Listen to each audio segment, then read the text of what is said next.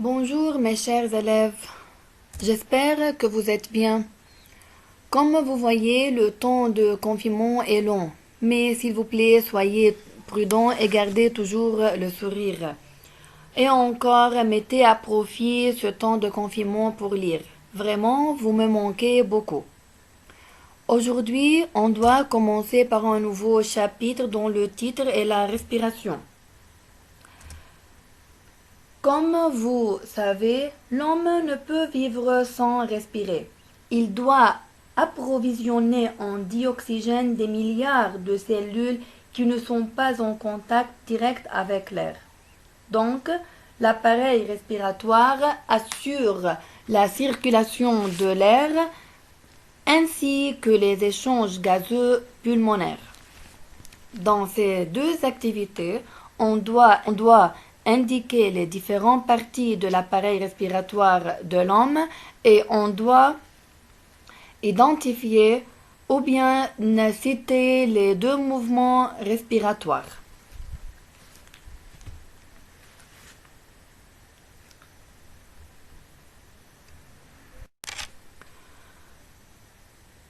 Dans ces deux activités, on doit tout d'abord définir la respiration qui est un processus physiologique permettant d'approvisionner l'organisme en oxygène et de le libérer du dioxyde de carbone.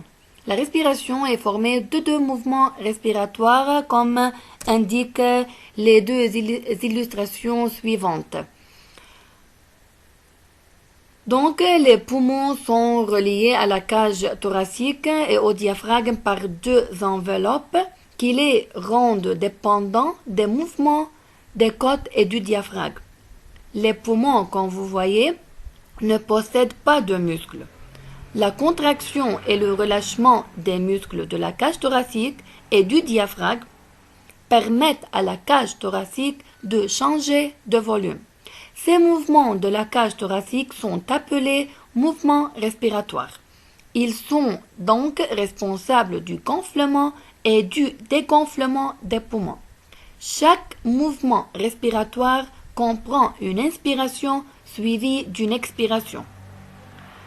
On doit maintenant savoir que se passe-t-il durant ces deux mouvements. Durant l'inspiration, les muscles des côtes et le diaphragme se contractent. Les côtes se soulèvent, le diaphragme s'abaisse. Ainsi, la cage thoracique augmente de volume et les poumons se gonflent. De l'air pénètre dans les poumons par les voies respiratoires. Mais durant l'expiration, les muscles des côtes et le diaphragme se relâchent. Les côtes s'abaissent, le diaphragme se soulève. Ainsi, la cage thoracique diminue de volume et les poumons sont dégonflés. De l'air est chassé des poumons vers l'extérieur par les voies respiratoires.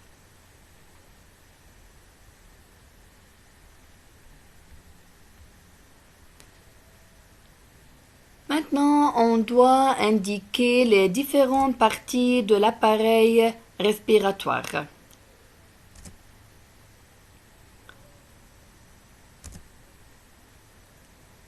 L'appareil respiratoire est l'ensemble d'organes permettant la circulation de l'air et les échanges gazeux entre l'organisme et le milieu extérieur.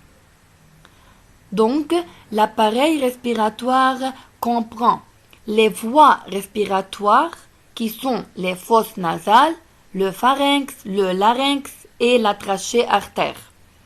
Et comprend aussi les poumons. Dans chaque poumon, une branche se ramifie en bronchioles. Les bronchioles terminales aboutissent aux alvéoles pulmonaires. Les alvéoles pulmonaires sont couvertes d'un riche réseau de capillaires. Donc, dans l'appareil respiratoire, la conduction des gaz se fait dans les fosses nasales, pharynx, larynx, trachée artère, bronches et bronchioles, tandis que les échanges gazeux ont lieu au niveau des alvéoles pulmonaires. Donc, je répète, les alvéoles pulmonaires À chaque poumon, une branche entre et se divise en branchioles de plus en plus fines, et ces dernières se terminent par un ensemble de petites cavités remplies d'air, les alvéoles. C'est au niveau des alvéoles se font les échanges gazeux.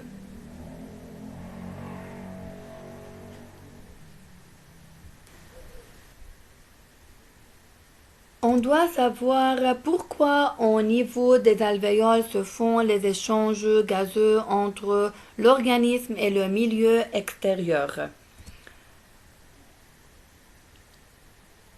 Les alvéoles ont des caractéristiques qui favorisent ces échanges gazeux. Tout d'abord, la grande surface des alvéoles, la minceur de la paroi alvéolaire et la paroi des capillaires, la richesse des alvéoles en capillaires sanguins, la lenteur de la circulation sanguine, la paroi humide et perméable des alvéoles. Alors, ce sont les caractéristiques qui favorisent les échanges gazeux dans les alvéoles.